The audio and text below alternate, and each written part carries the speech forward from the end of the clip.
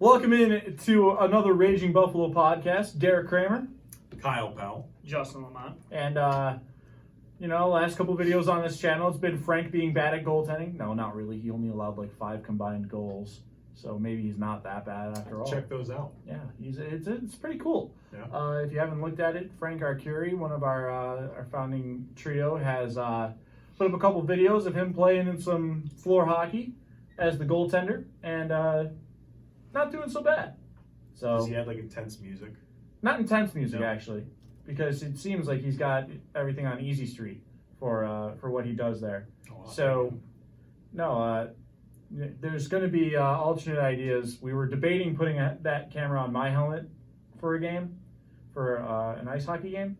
It's just, unfortunately, the way that my cage is wired, it's not going to work as properly. Things you hate to see. You hate to see it. Definitely on that list. Yes, and we'll definitely get some ice hockey in there too. We need some chaos, and I know Justin and me, we can provide the trash talking necessary for one of those kinds of videos. So, all right, guys, enough about us playing hockey terribly. The Sabres are playing hockey terribly. Dude. And it's been a strange, not a strange collapse, but it's almost like it's shades of last year in a different sense. A lengthy homestand, coming out of the All-Star break, and you still poop yourself. The problem, obviously, I'm thinking is there's just not enough talent there yet. And Jack Eichel and Rasmus Dahlin are only capable of doing literally so much. Jeff Skinner is going through another massive slump. It's just earlier now this season than it was last season. Nothing's going right, and part of this for me, I think, is rolling snake eyes, because even with all that, one of the nicest things that you've gotten through the season was a little bit of a steadying in net with Linus Ullmark, and he got injured. It just looks like you're rolling snake eyes this year. Yep. And you're not going to be bad enough to be a lottery team. You're not going to be good enough to threaten for the playoffs, and it's tough. It's not a fun year. And then you see everything off the ice, blah, blah, blah. The friggin' fan campaign. I'm not naming names. It's just been a very tiring season, and we still have a little whiles to go. I mean, that's pretty much it in a nutshell. For me, it's not a collapse. It was a fun start to the season, sure. 1-1, it's a beautiful thing, but if you really look at it, I mean, I highlighted this before the season last year, is how can we expect things to change when it's the same thing. It's the same players. Okay, last season we had Dahlin to the defensive core that was supposed to magically make everything better. I questioned it because these are bad defensemen that we had on our team, right? It's the same bottom 1,700 forwards that we have on our team. I don't understand how you expect Skinner to score when he has a different line every night. Guys who consistently have never scored more than 10 goals. Gergensons finally has his first 10-goal campaign since his rookie season when he potted 15, which is part of the article I'm writing. Larson, 6 goals this year. Had 5 goals this year. He had 6 last season. What's Rodriguez done? He scored in 2 games this year, 3 games this year. No. Frolik has scored 1 since coming over here. But hey, we had to really shore up that penalty kill, because that's the change we needed for this team. To be fair, their penalty kill is still ass, actually. Yeah, exactly. So what was the trade for them? Damn it. What was the trade for? I honestly think it was for Jason Botterill to tell the fans, "Are you happy? You got a forward." Shut the hell up for a couple days. No. What it actually accomplished, though, was there's one less person in the logjam at defense. There actually was something that did happen. I'm going to be fair on this. Something actually was a benefit. The defenseman, now you're struggling with only 7 defensemen playing on an every now and then basis. I'm sorry. I'm offended by the fact, as a defenseman, that you're calling Zach Bogosian a defenseman. Look, I'm going by what I see on the chart, okay? Think about this, though, too. He's listed as such. You talk about trading Scandella's contract to Montreal, taking the 4th back. Wouldn't you almost have stopped right there if you're Botterill, and said, "All right, I've cleared up cap. Keep the money free as it is." You're getting the same production from a veteran like Frolik as you were from like a Rasmus Asplund, who was also pretty solid in the penalty kill. Right. He wasn't contributing points, but there's Frolik. Right, Yeah. and I mean, Asplund struggled, but at the same time, they took him out of the role he was in. They put him in a lesser role, His ice time was diminished. His role changed. Like the role he was in, he was playing on the second line. He was playing a little more feature minutes. Right, it worked. But like adding Frolik, you really just added another. I want to say Rodriguez because I think Frolik's a decent passer. I think outside of Rodriguez, who passed it 2.5 feet behind Eichel the other night on a 2-on-1 rush, that was well done. I mean, what value are you getting by adding to your penalty kill when a team who does that is the Washington Capitals with Kempney a couple years ago and solidified their cup run? That's the team that makes a penalty killing, addition. The Sabres need to make an addition of many sorts that include a second line center or a right winger. One of those two. I'm with you, Kyle. What you said probably makes the most sense. You should have stopped right after you got that cap space for Scandella. And a pick. And a pick. You got that pick. You got that Scandella deal done. You got cap space. Play with it. Yep. Don't go and get somebody same day. I feel like that was rushed. I'm telling you, I think it was him saying, "Are you happy you got another forward?" I think that it was him Forced, if anything. I wouldn't even necessarily say it was out of spite or pettiness. I think it's just, and this is going to come up to the leading question I've got for you guys. Almost incompetence.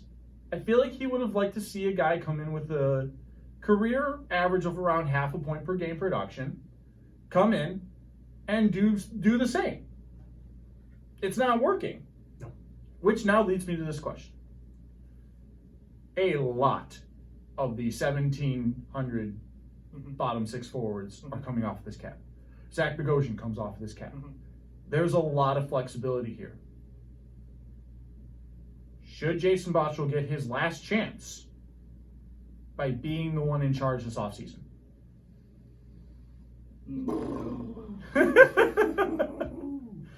Like I like Botterill. I like some of the moves he's made. I mean, I like Colin Miller. I hated the fact that he's played 3 times a month. That why? Okay, Jeff Skinner. While everybody can say that we fleeced Carolina, and I'll try to find my Twitter receipts. I said the same thing, but like in reality, Brendan Moore didn't want him. He didn't want to be there. He said he would come play here. Carolina got what they got for him. Pretty much that's what that is. Nylander for Jokiharju was probably the best trade he's made, in my opinion. Yeah. But, we're talking about a guy who, okay, O'Reilly, we can say that O'Reilly's comments, blah, blah, blah, like, Johan Larsson said the same thing in Locker Cleanout Day, right? So, if we're going to say that O'Reilly facilitated that trade out of here, how can you sit there and tell me that bottom tier guys in St. Louis, who I have buddies of mine who live in St. Louis and can tell me that they don't want to be there in St. Louis and Sabaka and Berglund, and nobody wanted them there. How is that supposed to fill in your top 6 with Berglund last year and Sabaka this year? Like, how does that work? So here's something about that O'Reilly trade that I think is my working theory. I don't think anyone's ever said it through the organization. Obviously, it's just my running theory on it. I think Housley facilitated that trade. He wanted faster skaters.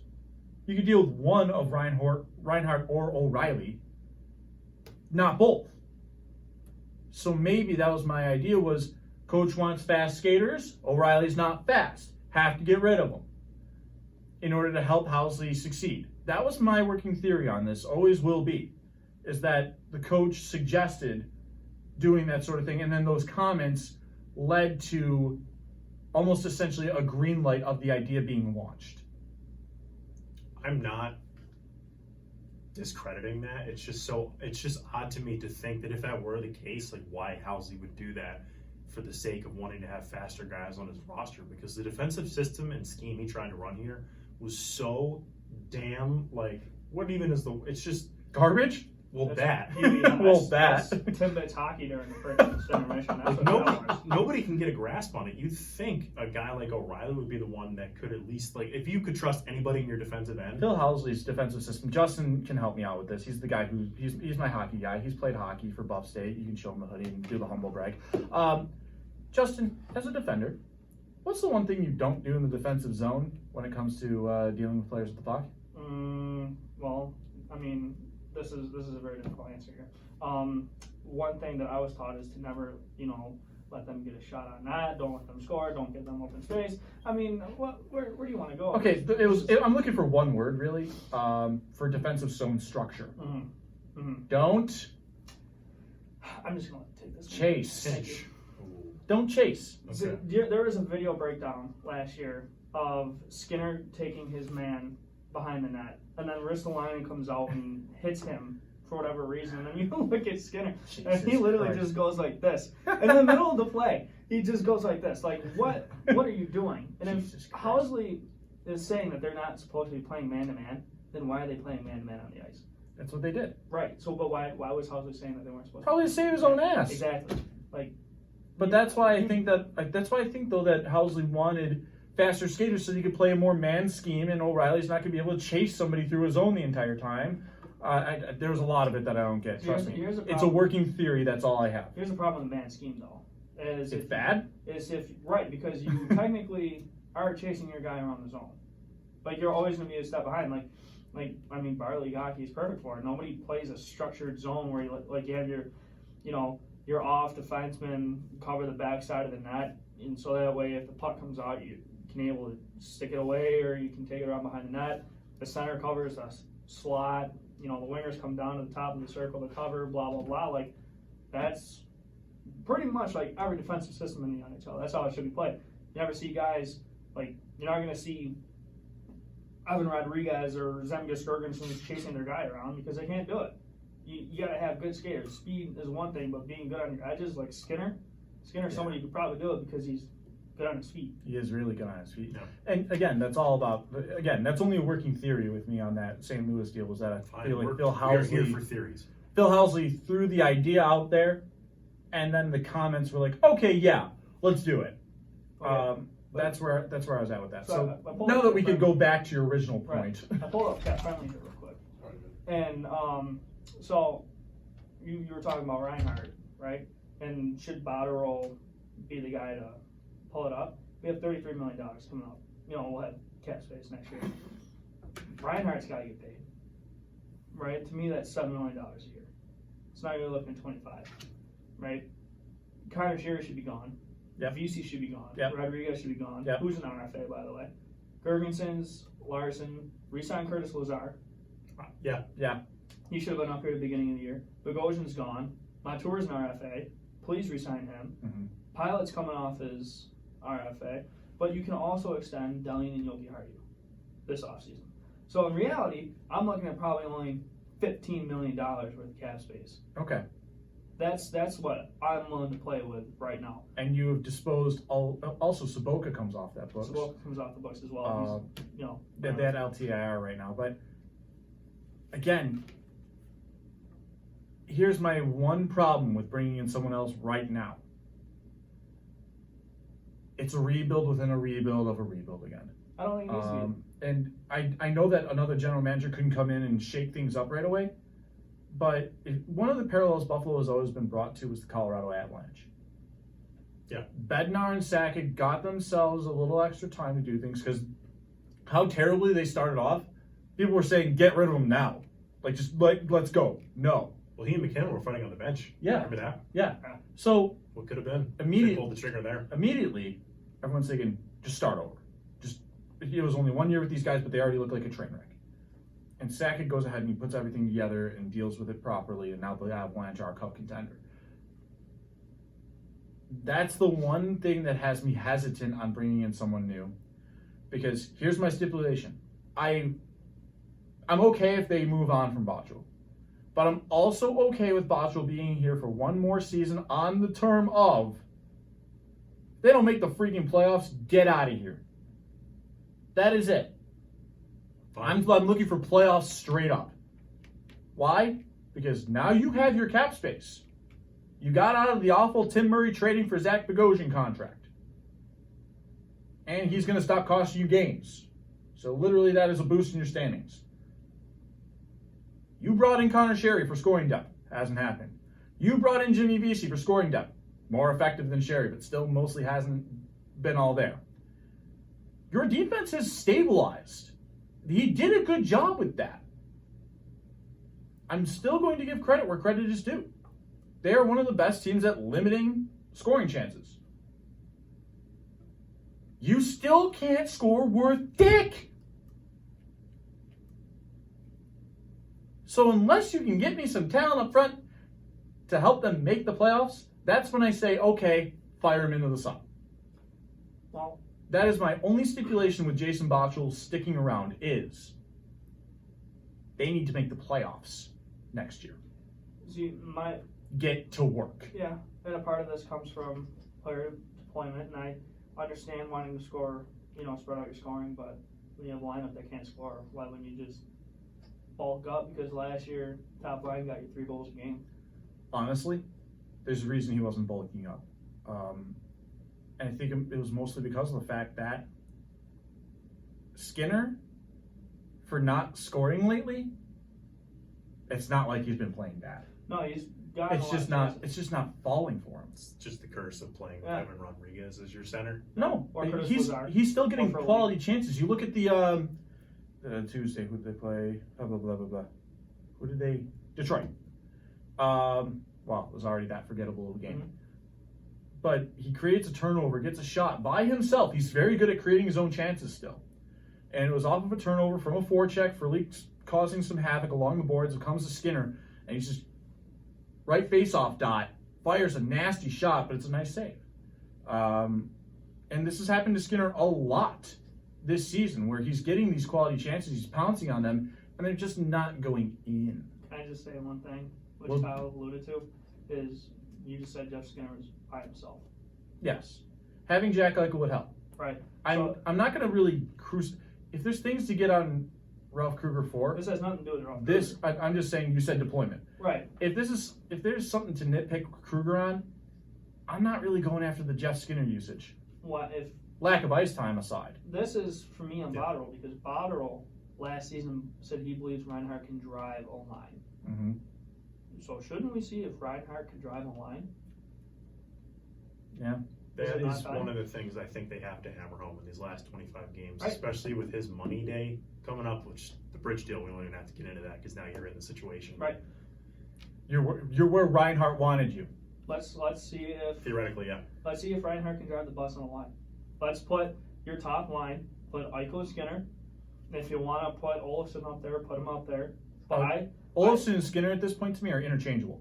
Both are a sniper that could benefit from an elite passer like Eichel or Reinhardt. So you want to spread out the scoring, let's put Reinhart on the second line.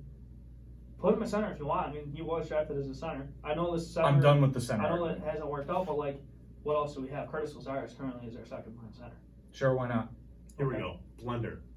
Sheary, Eichel, Olofsson. Mhm. Sheary, he played with Sidney Crosby. Right. Don't you think at one Why time... is it not working then? Well, that's a guy you can bring in who has the wheels and Yeah. can play with an elite centerman. I just think Sheary, Eichel, I don't know, screw it. It's 25 games. What do you have to lose? All right, yeah. Olofsson So, coming yeah, back from Olofsson, injury. Okay. Skinner, Reinhart, Johansson, who showed out well against Detroit playing on a wing where he didn't have the pressure of being down the middle. Alternatively, I will say it. Players like Reinhardt and Skinner would thrive with a player like Lazar getting them turnovers. Then put Lazar on the second line as a right winger. I would say as the Or center. Doesn't Yeah. matter. I mean, Give Keep Reinhardt Reinhardt less. right wing. Keep Reinhardt the less defensive responsibility, so he can focus on his passing and his vision, which are his strengths. Let him do that. And just I'm saying I'm sick of hearing the Sam Reinhart center argument. It never worked for him.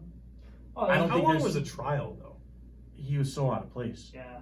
He was so out of place. I mean, it was his rookie. I mean, when they did the 9-game trial, I mean, he was 18-year-old kid. That was. Yeah, but But I mean, they tried. they have to see something in practice that says he's not a center.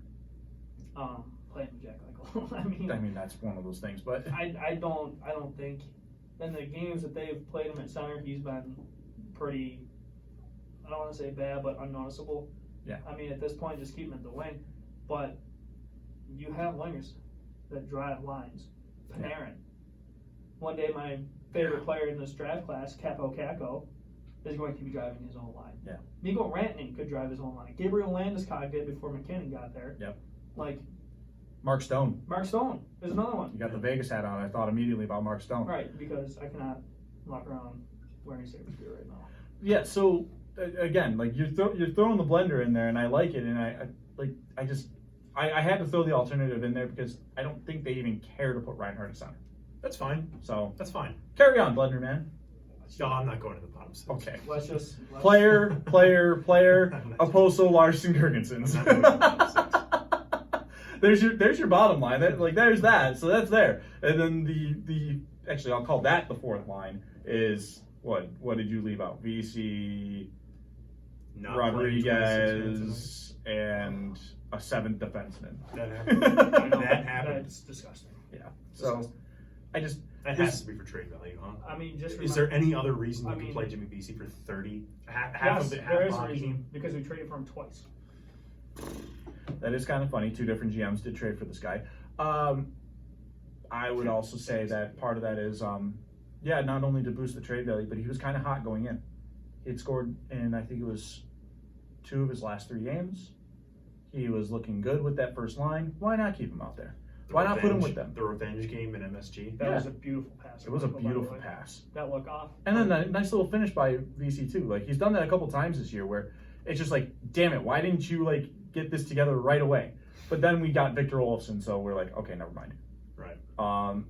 But the biggest thing about this really is, and here's my last part I'm going to go on with the misery of the Sabres, is they overestimated the impact of Casey Middlestat, maybe ruined his development, and now we have a big question at what was supposed to be seen as one of the best prospects at the time, not in the NHL, when he was in college. They like draft analysts were saying this guy is the best player not in the NHL. Yeah. Because Rasmus Dahlin was here, he was going to be here, but he wasn't drafted yet, and it was just, this guy's the best non-NHL player that's in an organization right now. And then you go in, you've got 2 players in the top 5 of prospect rankings, and Dahlin and Middlestat. What happened? I don't know. That's tough. I haven't given up on Middlestat yet. I haven't given up on him, but I know that they stunted his development. Absolutely, but They've messed it up. I think he holds value in the sense that maybe there's a team out there that thinks they can bring Middlestat in now, and we can use him as a trade piece because we very desperately need this offseason to bring in top 6 forwards. Yeah. And you can use a guy who's top 6 ready now for a guy who still has that promise. Right. And it's almost a win-win kind of hockey trade gamble that you can go with. Say, let's see, what would be a good example for this? Give me a Western Conference team right now. San Jose. San Jose, looking to rebuild things a little bit more, and they go ahead and say, I've got this Tomas Hertl here. Give me Timo Meyer. Well, isn't he a younger guy? Timo Meyer. So they're not going to, I would say they're not going to trade any of the younger core. See, for me, They might even dangle a guy like Logan Couture before they would dangle Timo Meyer. see, here's the thing with me. Bills fan.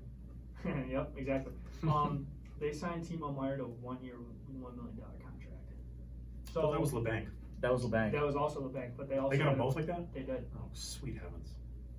Well, they're not good, so take that. Thank you, Right. Martin Jones. You screwed their savvy abilities to make things happen. Also, I just want to take a minute, and since Martin Jones came from LA, Jack Campbell going to Toronto, and Kyle Clifford going to Toronto for 3rd-round picks, that sets the market value high to where Bottle decides to sell off. Like, I don't know if you guys saw Elliot Friedman's 31 Thoughts podcast. They were saying there's a lot of interest in Larson, VC, Sheary, and Gergensons. There is? Yes, Do scouts have eyes? apparently. Larson and Sheary, I could totally see. Yeah, Gergensons having a 10-goal That season too. probably helps Yeah. out. Yeah. VC, I don't know, but whatever. But Well, he's been hot lately. that market value gets you 3rd-round picks with a conditional 3rd-round pick that can turn into a 2nd. I mean, I feel like part of that's the goaltender. I think it was on Clifford, if I'm not mistaken, because he has to score X amount of goals. They have to make it so far in the postseason, then he has to resign in order for it to become a 2nd-round pick. Wow. Yeah. So, I mean, That's interesting. So does that mean that I can get a quarter for Zach Bogosian based on the market value going on here? what's the exchange rate? I get 25 cents, team gets Zach Bogosian. That's the trade. Exchange rate, no exchange rate. I'd get a quarter. Who says no? The team that's giving up the quarter. But I didn't want to go too much into the Sabres here. I don't know. Talking about them is stressful. It's depressing, almost. And I have two baseball guys here because I want them to get pissed off. Welcome to the Raging Buffalo. Oh, Justin knows where I'm going with this. There's a lot to unpack. There's a lot to unpack here, and even a guy that only is a casual over here with the baseball. Holy shit. The Houston Astros, congratulations from going from team that everybody wants to kind of cheer for. Sorry, Yankees fan, I'm going to have to offend you for a couple moments here. Team that everyone wants to cheer for as an alternative to the Yankees and the Red Sox almost every year, being the AL favorites, to a team that everybody hates. And I mean everybody. Your Houston fan homers are going to be delusional because fandom does that to people. But I'm sorry, if you are the owner and you are being asked these questions and you then say that it didn't have an impact on the game, bitch, why did you fire both of your suspended GM and manager? Or the more important question is, if it didn't have an impact on the game, why are you here? If it didn't have an impact And there was on the a game, great follow-up question. I saw that. The great follow-up question was, then why are you apologizing for anything? Right. Yes. Like, that's just a middle finger right there. And I loved that question. But again, you showed us that it impacted something because you fired your suspended GM and manager who were both highly regarded in baseball circles. And this is me, filthy casual, knowing this shit. If it didn't mean anything, why are they World Series champions? If it didn't Right. mean anything, why is there a player suing because it cost him his career? I think that's a long shot, but I love that story. Like Bolsinger? Yeah. Yep. Right? Like, dude, first off, I as a Yankees fan, I have no problem with the Blue Jays. You know, Bison's farm system. Like, I have no problem with Toronto. They It's oftentimes suck, a fun story when they're Right. relevant. but they suck. So why on earth did you need to cheat to beat the Blue Jays? I mean, come on. What do you do? You could put 16 up on them on your own. You don't need to cheat, especially against a kid who's making his what was it, his first career appearance? Bolsinger? Yeah. Nah, he was a vet, but he's never But, back like, in he's the done. league He's since. done. He's done. Yeah. He's gone. His career is over. And John Boy on Twitter, one of his biggest findings in an in-game setting for the banging of the trash cans was against the White Sox. The 2017 Chicago White Sox. You're facing Danny Farquhar, and good luck in the rest of your recovery. You know, he had some serious brain injuries, Right. but I mean, you're playing the White Sox. What are you doing? They sold off everybody. What are you doing? Yep. You Yeah, got that's, guys who could be in Double-A on the Chicago White Sox roster, and that's who you're. That's like one of the highest volume. Yeah, that's bad. It's pathetic, and I just first off, you want to talk about pathetic? Alex Bregman's yeah. statement today. this is going to be my I'm going to let you guys get a little more in depth about this, but because I'm not really listening to the players at this point because they're If all you have 30 offering seconds in your half-hearted day, you will hear it. half-hearted apologies are all around from that roster right now. Here's my big thing, and it's a blanket statement around this entire scandal. There is one thing about this that may be spun in a different and more unique way. Are there really true villainous teams in the MLB? I mean, everybody always looks at the Yankees. The Yankees are rich, I mean, that was before Steinbrenner's death. I mean, Yeah. you got his son running it, but like, and they're drafting and developing them.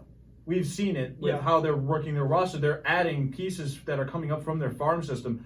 Kyle and I, we started doing these Bison's games, and we very well got acclimated with Aaron Judge before he started coming into the Yankees lineup and lighting shit up.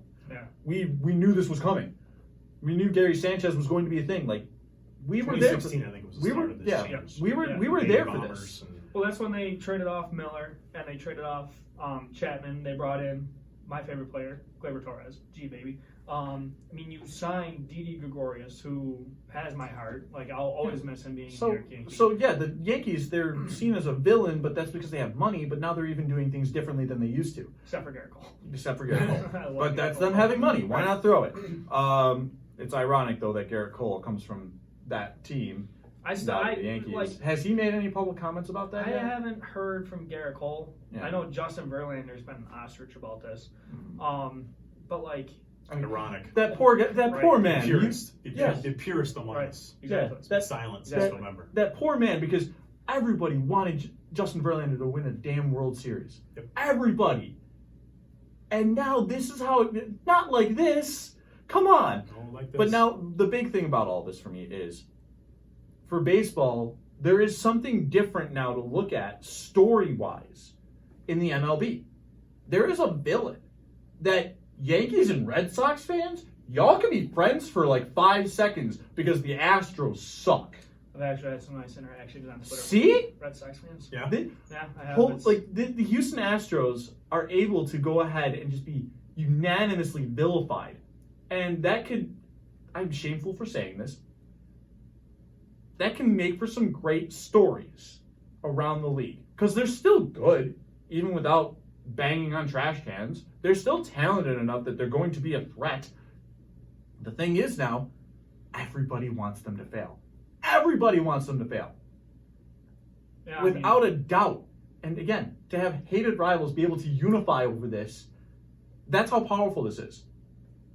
And that might actually be able to breathe a new breath of fresh air for fans in the MLB. As Rob Manfred looks to change things up, and I don't know, yeah, I saw that reaction. The only thing I like about that playoff proposal is if Houston makes it, I so badly want the Yankees to just choose Houston See? and whoop them. See? See? That's Yankees select the Houston Astros. See what I mean? This is exactly what plays into what I'm thinking here. There's a villain that everybody's want to go after. I mean, at this point, let's just get. Are we going to see more players get hit by pitches from the Astros? I mean, there's going to be some nasty shit. Trevor Bauer is one of them. Who's, Yeah. I mean, I love Trevor. Teams are Have you been unbelievably watching his pissed. stuff on Momentum? I have. Yeah. It's hilarious. Like, it is absolutely hilarious. Teams are unbelievably pissed. Fans are unbelievably pissed. This is going to go down in some strange way, and I'm sorry, but as the filthy casual, give me the hatred. Give it to me. They are a shameful organization for doing what they did.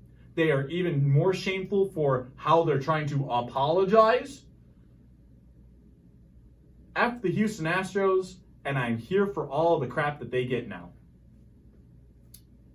We should see when the first series of the year are against some of their like the Yankees. Yeah. They the teams they've gone through. They go to New York in September. I mean, the Nats beat them, and the story has come out too that the Nationals were warned about this before this past fall's World Series. But they share a complex in like a couple weeks. They're already there. They share the same complex in Florida.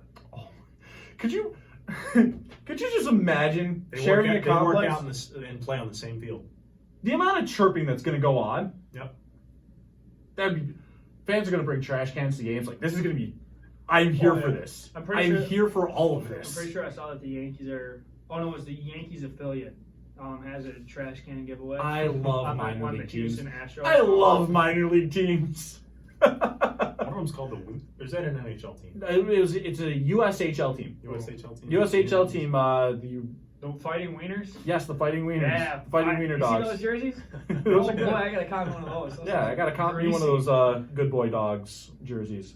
So I love minor league teams, but yeah, there's a lot to this that there's so many juicy storylines about this, and Mike Fryer and his involvement of being the guy that really said, I can't sit here in silence about this anymore. And then he was ripped apart because it was rumored that he had an affiliation with a 16-year-old. So his credibility Jesus. went down the drain. But then all this stuff comes back up, and the team gets to spring training, and the press conferences are here, and you forget about all that. This offseason feels like 3 years long. Yeah. There's so much you just forget about. Did you see the video with AJ Hinch? Yeah. Do you agree, or did you guys use a buzzer? I agree with what Rob Manfred found in his findings.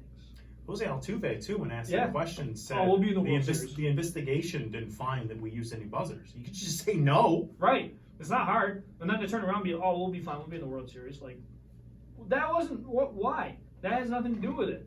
You're not being asked about being in the World Series again. You're being asked, did you wear buzzers? Why were you not allowing your teammates to take rip off your shirt. Then Gary Sanchez is like, they can strip me down naked. Like, I Take don't my care. pants off. Right, like, yeah, that boys. Like, if you honestly want to tell me that the Yankees are cheating, watch Stanton, Sanchez, Judge. We'll say, Gleyber Torres on occasion. Watch any of these guys swing at a blank 2 changeup or a slider. They don't know what's coming. You kidding me? Yeah, there's a lot to this, and there's a lot of piss and vinegar. And who gets hit the most? Who gets targeted Bregman. the most? Bregman. Thank you for saying that. Bregman. My opinion of him has 100%. changed so much since that 17 series. I liked Bregman coming up. I was also a really big fan of Altuve, and because I was always, when I tried out for baseball in high school, I was always too short. I was too small. Blah blah blah. And Altuve had that same rep, so I kind of identified with him. And he was proving him wrong. 200 hit seasons. So Duke could hit about a mile, but and now looking back on it, that when he hit the walk-off homer against Chapman, he cranked one just foul. And I'm sitting there he's going to hit it again. And he did. And I'm like, son of a... And now it's well, that makes sense because, dude knows what's coming. Mm-hmm. But I still think Bregman, dude just runs his mouth nonstop. Yeah, this is... Nonstop. He's really not doing himself any favors here. Even Yusuf Gurriel has come out and said, what we did was wrong. Yep. But then you got, Bregman again saying, we knew we were breaking the rules, but... A guy who's been in that nucleus for a while that I don't think I've heard from is George Springer. Yeah. Kinda Same with Correa. I haven't heard too much out of Correa. He spoke today. Did he speak today? I haven't seen anything from him today. He But was getting ripped apart on social media. It wasn't the greatest, but I think in terms of someone who's been in that core for a long time, I can't recall hearing from Springer, who's had some seriously good postseasons for that team, and I'm surprised we haven't seen him in a microphone more. dude's jacked 40 dingers a season since he's been up. Was the MVP of the 17 series, too. Right. Yeah. It's disgusting. And this might be my Yankee fan bias here, but what the MLB needs right now is another player like Derek Jeter. And for that, I'm looking at a guy like Mike Trout to kind of stabilize the beautiful game that is baseball. Get that man in the postseason, damn it. Yes. Rendon's going to help. Yes. Right. And Joe Adele. And if Yep. something we miss here is this whole Mookie Betts trade. But see what I mean? It's Come on. 3 years long. We haven't talked about Mookie freaking Betts. Right. That's the newest news. the Red Sox traded him twice. Yep. Twice. And they're in spring training and they don't have a manager. First off, Shane Boone, what the hell kind of a name is that? Oh my God. But what this is exactly what the Houston Astros have done. Mookie Betts is going to make bank. That's a massive trade. Verdugo, if you got him, but Jeter Downs, love the way that kid looks. The Red Sox are going to retool. They're going to be good again, but they traded away top 5 baseball player. It's a Pirates move. Yeah. To worry about luxury tax in Boston. Yeah, that's weird. Even the Yankees tried getting under the luxury tax. I traded Mookie Betts. Right. Mookie Betts. Oh my God. Twice. Yes. That's a huge, huge trade, and that's A century after Babe Ruth. yeah. Could you imagine being in that clubhouse, knowing that Mookie got traded, and then he didn't get traded? So it's okay, maybe we actually got him back. Nope. Damn it. I don't think you could have gone through a season with that trade falling through and having to put him on the field. Yeah. Yeah, but it's got to be a wild thing in the locker room or the clubhouse. It's just okay, maybe the trade got shut down. Maybe we could actually have our boy back for this year at least. That clubhouse is already on rocks because they too were caught cheating. Yep. But I don't know to what extent. Cora's gone. The Red Sox had to quick on it. To me, they're just like Houston. The World Series is tainted. Their record-breaking season is tainted. I don't know to what extent I need to hate these players at, but you at least have a default curve as a Yankee fan. right. But it's all swept under the rug because there's just more and more that's coming out about Houston. And this is where, again, you need a face of the MLB, that captain Derek Jeter type guy to just even it out. Remind everyone that, hey, baseball's fine.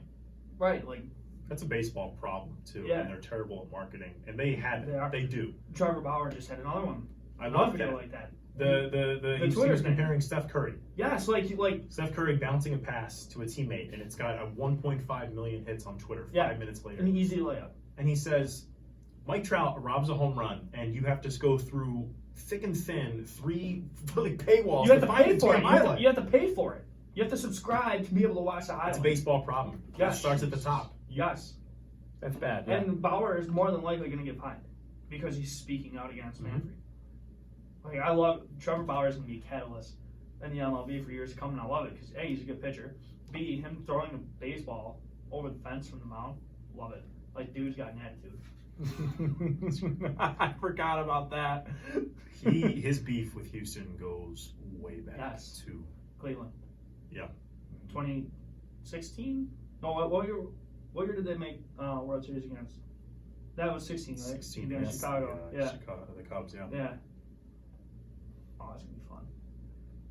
There's definitely gonna be a lot of brawls this year. Yeah, I'm ready for this because again, and so now the last thing you brought up Manfred. I brought this up slightly about the changes possibly being made with the postseason and everything like that. Guys, like baseball is going through some weird shit. But what are your guys' thoughts on that? Like expanding the postseason and seeing if there's things that you can do about that. Truth be told, I haven't done much research. I got the update and I kind of swept under the rug because Everything else was still everything happening. else was happening. I mean, I'm indifferent. I don't want to be called a baseball purist because I'm a huge fan of walk card games and I love the recent expansion, Right. but it's still pretty recent. I think what makes the recent expansion so beautiful is like the drama that leads up to but you know that your division favorites. The Mets were a thing last year. Yeah. The conversation about them possibly making the NL wild card, and then hilariously blowing it Okay, I to mean, the Nats. It wasn't April this year; it was in May, which give them credit for that. But there's so much drama around the play-in game that I think you need to build off of that instead of reshaping the format. Like there's drama to be had. Have a wild card round. Have have 4 wild card teams or whatever evens it out, and have them play an elimination game, and then the winner of those 2 face off and to get in the playoffs. Like have it be game 163, 164. I mean that's something, but to expand to have buys, especially as a baseball player as well.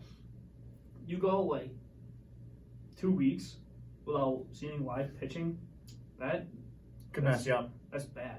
Look at the 06 Tigers. Right. They got run over by an 83-win Cardinal team because they swept the ALCS and sat on their ass for a week and a half. Yeah. There's so many instances of that where the favored team has been sitting much longer because they were the better team. Look at the Royals the first year they made the World Series.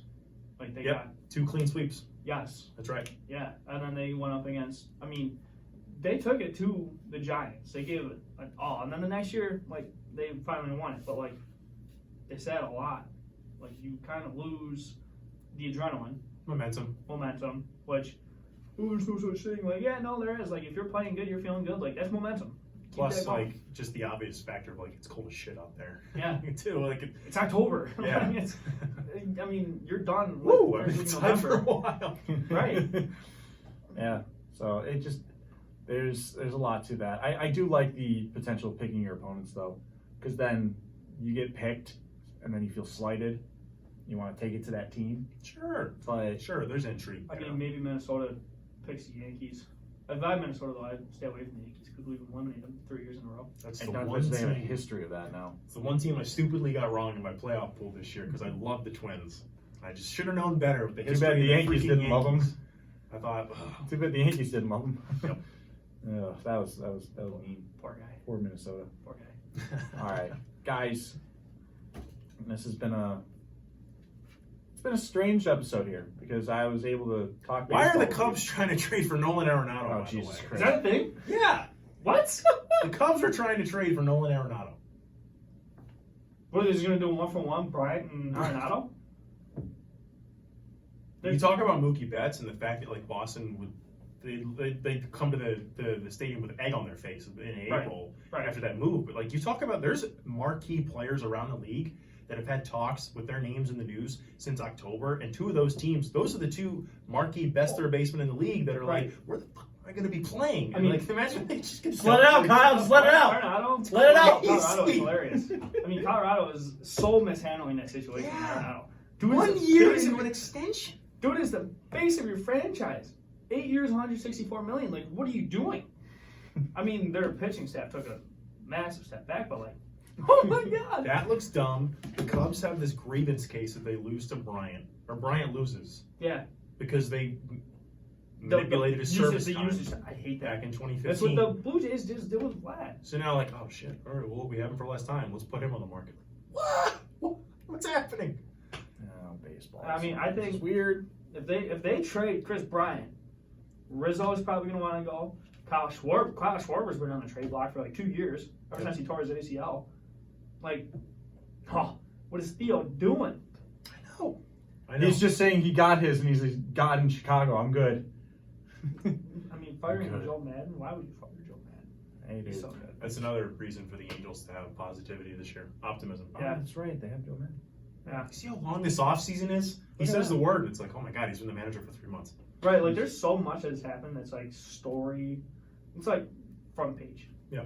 Like Well, I'm glad I was able to get this for you guys. For If we missed anything, I'm just trying to comment. think right now. I'm trying to rattle my brain.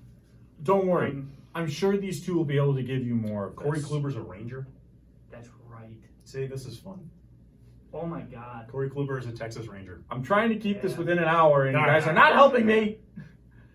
Hour But number 2 is presented by. so, yeah, we'll obviously have more of this because these two are able to bring the heat here. Connor Priester, another one of our guys, he'll be able to join in with this What you got? Does chaos. Jock Peterson show up for camp? I'm gonna fuck you up. Dude was like traded. Shows up in red. Right. Oh, that would be funny. I would like that. If I could turn your goddamn mics off, I would right now. We're done. We're wrapping this up. Wrapping it up. All right. Wrapping it up. All right. So, thank you guys for watching. Give us a like. Give us a subscribe. We appreciate it. We're just the baby. Give us some more of that like stuff.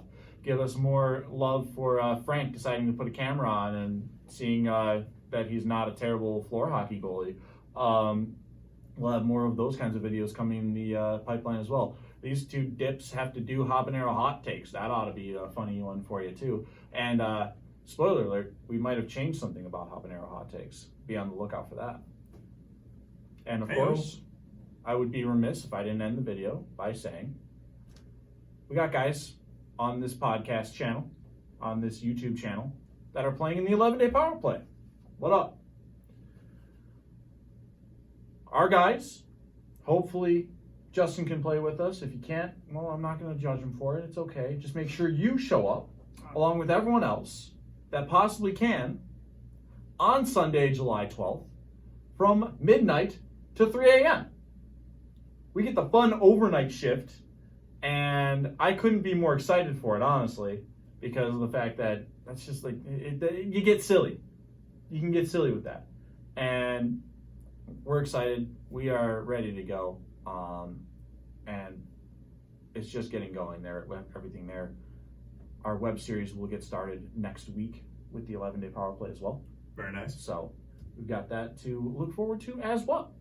So thanks for watching, listening, however you consume this fun little video today. We appreciate you. And I'm sure you appreciate us. Have at it for next time. Later. Josh Donaldson, Minnesota. Ah! Love that, by the way.